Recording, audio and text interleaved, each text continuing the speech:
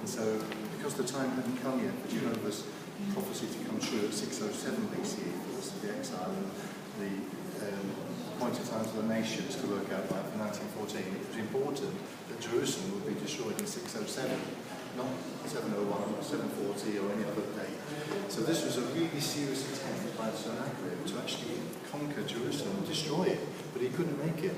So instead of having a whacking great freeze that says, I took Jerusalem, wow, he had to make do with the second best, which is Lachish, which is one of the towns over the hills towards the coast from Jerusalem. So he makes a big song and dance about that. But he doesn't mention Jerusalem because he pulls off by Hezekiah giving him $14 million worth of silver and gold out of the temple and the royal treasury. Imagine that. And Sennacherib, he wasn't even happy with that. He came back a few years later and wanted more. And that's mentioned in this prism here. The prism of Sennacherib prism.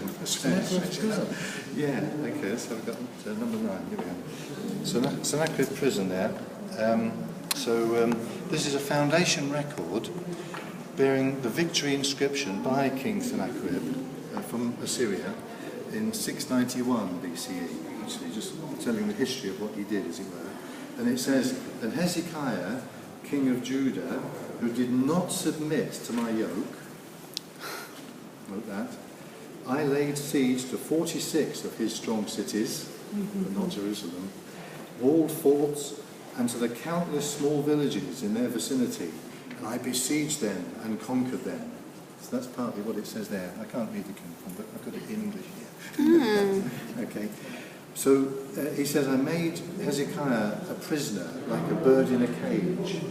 So he was happy with that, but he really wanted to conquer him completely, of course.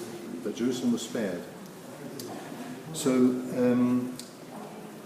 this is also testified to by Josephus again, and also Berossus, who was a historian and writer in Babylon around about 300 years before Christ. And so he mentions the accuracy of all this as well. And Josephus does in quoting Berossus actually as well. And of course, it was the second time when Sennacherib came back to try and get Hezekiah. That's when 185,000 soldiers were killed. So, you know, he failed twice. Got it right. You know, the last time it worked right on the date that Jehovah wanted. Okay. Right. Okay then. So now we just need to go, I think, to our right over here somewhere. Let's have a look. Silver metal. Yes, is that the right? I don't think it's the right one. Okay. So.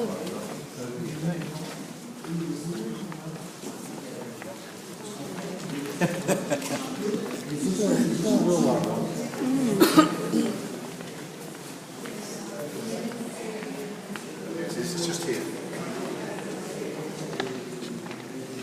There. The middle one. Right. Yeah.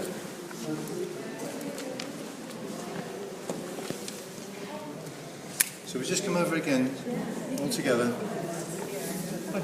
Punch in.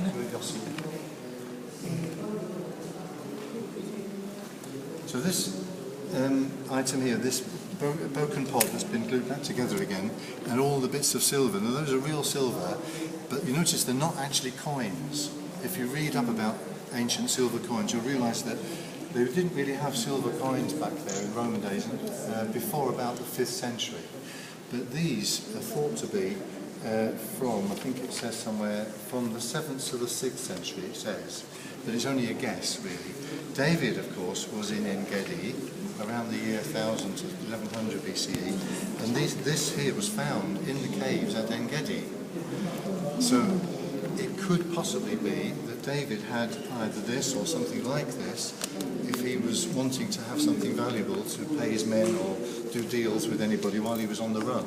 He would have had rough bits of shekels like this, because don't forget, shekel wasn't just a coin as it was later.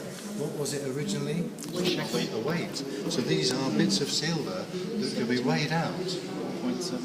Yeah. The carob seeds that mentioned, you see. So they could measure the weight and get the value of something just by weighing it. So that's what this is here. Right, so they were the precursors of coins. Most people used to barter for goods. They would swap something they had with something that wanted. instead of using actual coins in those early years. Right, now let's see, I go left and forward.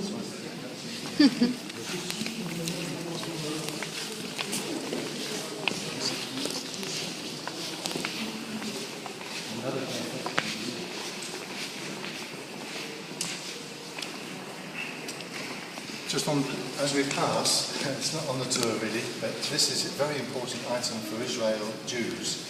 It proves the house of David. It's an ancient inscription which proves the actual house of David. Right.